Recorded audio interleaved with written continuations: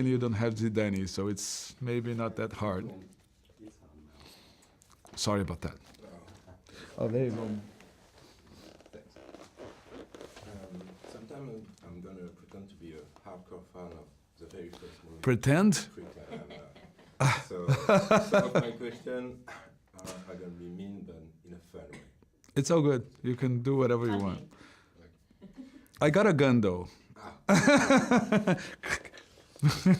First, how do you feel after having turned one of the most badass superheroes of all time into a family man? Well, I feel good. I mean, I think that the core concept of RoboCop, the basic idea of the original film, lends itself to explore two concepts. One is a political concept. It's whether the automation of violence opens the door to fascism. The other is, what is the meaning of being a human being?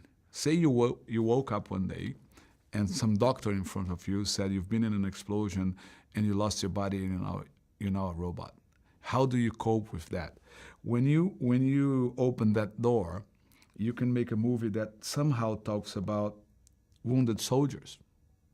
That happened. It's a tragic thing that happens. People go to war, and when they come back, sometimes they are not functional anymore. They can't move their legs. They lost a limb or something.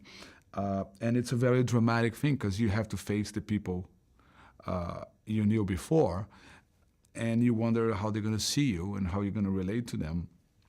And I thought that the concept of RoboCop, a man waking up and finding his machine, could explore that universe, that dramatic universe that happens on reality.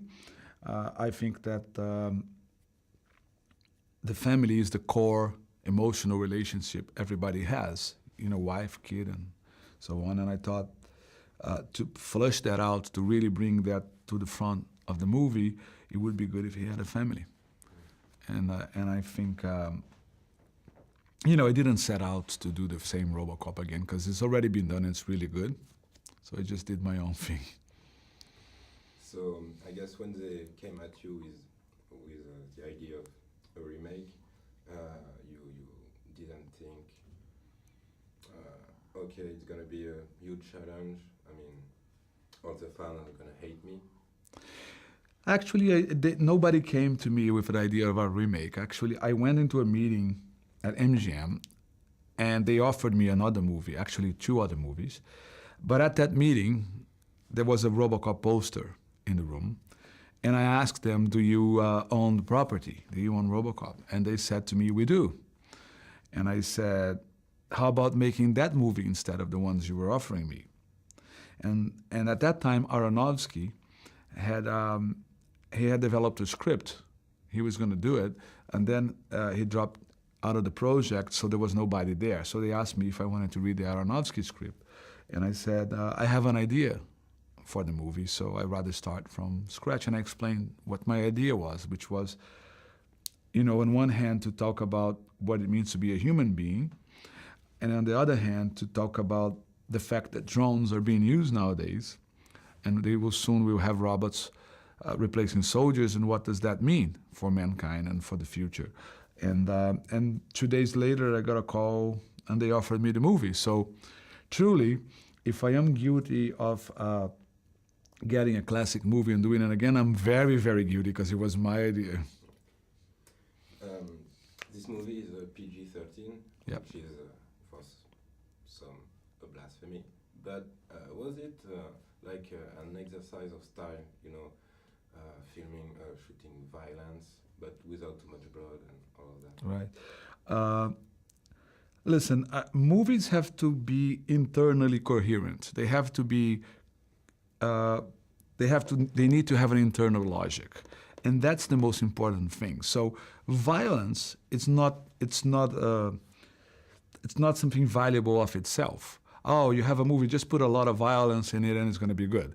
That makes no sense whatsoever. So if you're doing Clockwork Orange, you need violence because that movie needs to portray violence in a certain way. If you're doing Elite Squad, which is a movie I've did, you need violence.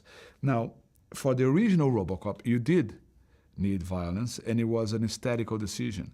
For the movie that I've done, which is political, and it actually talks about foreign policy, because you see a sequence of robots are scanning people into Iran and all that, and it talks about what it means to be a human being, and you see the internal body or what's left of the human body of Robocop. I don't need bullets hitting brains and blood splatter all over the screen. It's just not needed by the movie that I did, its own internal logic. So yeah, you can ask this question from the outside, but once you watch the movie, you realize the question is really meaningless. Who's the most corrupted? Detroit police in this movie or cops from Rio? I think it's very difficult to find a police in the world that's more corrupted than the police in Rio. I don't think Detroit has managed to do that yet. I hope it never does. But for sure, the Rio de Janeiro police is way more corrupt than the Detroit police. I can guarantee you that. Nascimento and Murphy, would you say they're quite the same inside? I mean, alone against a very corrupted system, a world system? No, they are very different actually. Alex Murphy is a man who finds himself inside a machine. He's like a wounded soldier coming back from war. And he has to understand and cope with his reality. He's being used by a corporation the same way that soldiers are used by governments. And so he's he's closer to a soldier that's been wounded in war than to a man who trains a squad to be amazingly violent in Islam and realizes that he's doing this for political reasons, for corrupted politicians. It's a very different character from Nascimento. They're different.